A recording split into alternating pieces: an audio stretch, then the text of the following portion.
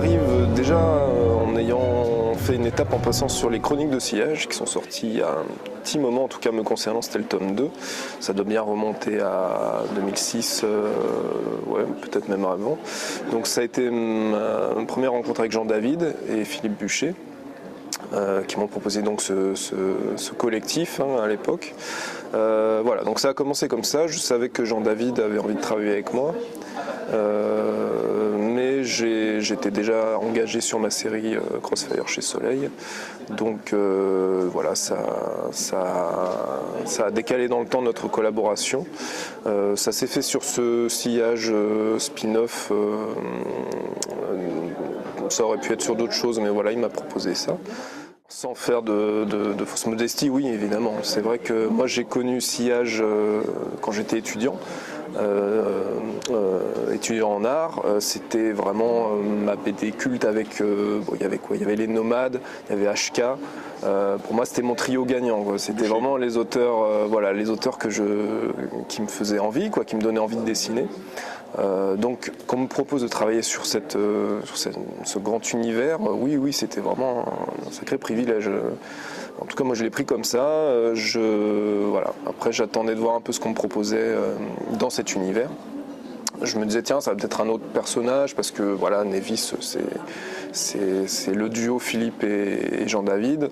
Donc je savais pas trop ce qu'on allait me proposer. Au final, je suis très content que ça raconte une histoire de Nevis et que les suivants aussi seront centrés sur le personnage de Nevis. C'est des échanges par mail, évidemment, comme géographiquement on est très loin les uns des autres, surtout Jean-David qui parcourt le monde. Du coup, ça s'est fait très naturellement sur les premières pages, on va dire. Évidemment, il y a eu quelques croquis échangés pour leur dire, voilà, est-ce que cette piste vous convient? Est-ce que voilà. Moi, je viens d'une série peut-être avec des personnages plus adultes, donc j'avais tendance à avoir des jeunes filles plus adultes. Donc, il a fallu se caler beaucoup sur ce trait de Nevis, quoi, qui est plutôt adolescente dans l'album qu'on traite. Et donc voilà, ça a principalement tourné autour de Nevis. Pour le reste, j'étais relativement libre. Il s'agit en plus d'une aventure sur une planète qui n'apparaît pas dans le cycle principal. Donc il y avait tout à inventer, donc vraiment un degré de liberté maximal. J'ai eu aucune contrainte de ce côté-là. Le plus important, c'était vraiment Nevis qui devait cadrer avec la vie de l'équipe originale. Dès le début, on m'a dit que ça serait plutôt sa période adolescente. Donc je pense qu'on est plutôt venu me chercher peut-être pour l'écriture graphique. Alors voilà, c'est très inspiré manga, voilà, on se refait pas.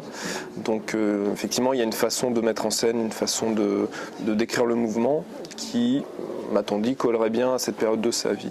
Alors le côté adulte, voilà, j'en suis pas conscient spécialement.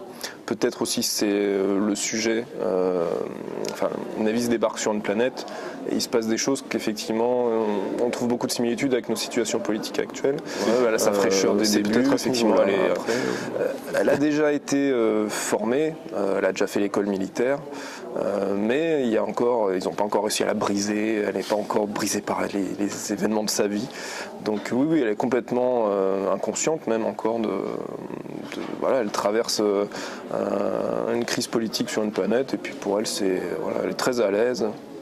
Et elle a toutes les solutions en tête, voilà, complètement inconsciente et innocente. Mais c'est ça qui m'a plu, moi, c'est vraiment la période de Nevis, Sillage que voilà, ce que je disais quand j'étais étudiant, c'était cette période-là, quoi, les premiers tomes, cette espèce de fraîcheur, de naïveté complètement confondante. Alors, moi, c'est vraiment ça que j'ai adoré. Donc j'étais vraiment très content de reprendre ce personnage à ce moment-là, quoi. Ils ont pris une direction qui me semble logique. On ne peut pas non plus. Le personnage vieillit, forcément, il ne va pas avoir les mêmes considérations au début qu'à la fin. Mais c'est vrai que moi, je garde cette nostalgie de ce personnage complètement déconnant et imprévisible, quoi, qui a des réactions complètement instinctives à tout ce qu'elle rencontre. J'ai été plus qu'aidé par Alice Picard.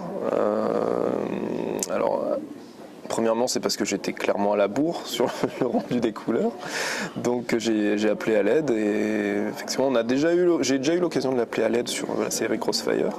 On a vu que ça marchait très bien malheureusement pour elle, donc là je lui ai redemandé si elle pouvait m'aider à boucler l'album rapidement. Donc oui, les couleurs, c'est aussi une chose, je pense, qui a fait que déjà mon dessin a été remarqué, parce qu'en lui-même, mon dessin est sympa. Mais c'est vrai qu'il y a tout un travail de couleurs qui demande souvent plus de temps, et qui a fait que ma première série Crossfire aussi a été relativement bien accueillie, remarquée, et donc a donné envie à Jean David et à d'autres de travailler avec moi. C'est une partie de mon travail que j'aime beaucoup. La couleur, j'ai du mal à la déléguer. On utilise le même outil, c'est un outil qui est un peu particulier, c'est pas Photoshop.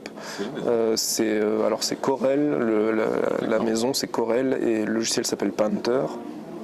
C'est un logiciel qui est au moins aussi vieux que Photoshop, mais qui a une façon de traiter la couleur différente. La pression est vraiment très finement gérée. Alors, moi qui viens d'un médium traditionnel, je faisais de la peinture, aquarelle, gouache et compagnie, c'est très proche. On se retrouve avec un outil qui a vraiment des similitudes très proches avec ces outils. Je pense qu'il y a quand même une forte identité liée au logiciel utilisé. Clairement, on peut avoir ce rendu avec Photoshop par exemple, pour ne citer que lui, ou Manga Studio maintenant, qui est le logiciel qui monte pour tous les dessinateurs et coloristes de BD.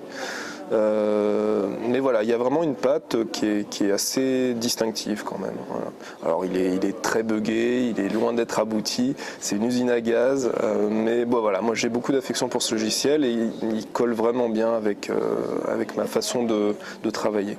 C'est mon scénariste qui me l'avait collé entre les pattes au tout début de mon travail dans la BD. Je travaillais alors dans le jeu vidéo, je faisais des personnages, du chara design, et il m'avait collé ce logiciel entre les pattes. J'ai bien été obligé de me dépatouiller avec, et au fur et à mesure, là, c'est devenu vraiment un compagnon indispensable. C'est vrai que si je devais faire une liste rapide des ouvrages qui m'ont vraiment plu et donné envie de dessiner, clairement, ouvrages et les fameux dessins animés qu'on a tous mangés quand on a mon âge à la télé. Oui, j'ai une grosse influence asiatique, clairement. Comme beaucoup d'auteurs, de toute façon, de ma génération et de la précédente. J'ai cité HK de 34, même Philippe Boucher, je pense. je pense pas me tromper en disant qu'il n'a pas adoré Masamune Shirow ou Otomo.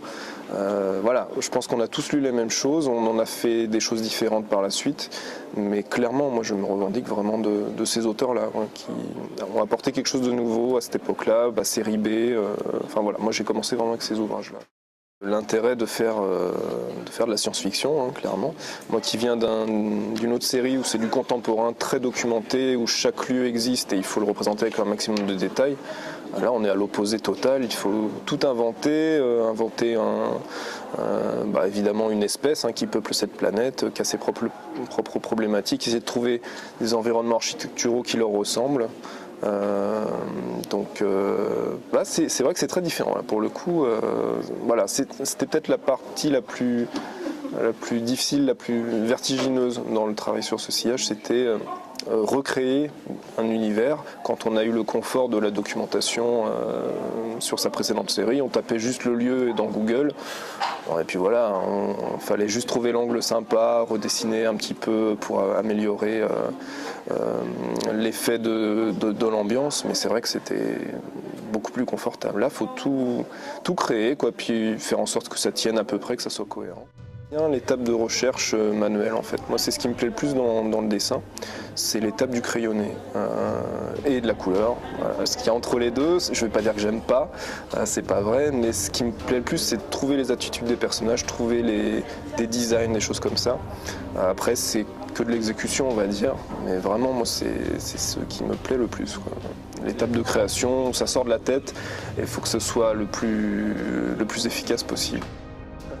Riboun, j'aime bien. Surtout c'est un loser magnifique dans cet album, donc j'aime bien ce côté un peu. Il subit complètement ce qui se passe. Il est là sans être là. Je trouve ça sympa. Ouais.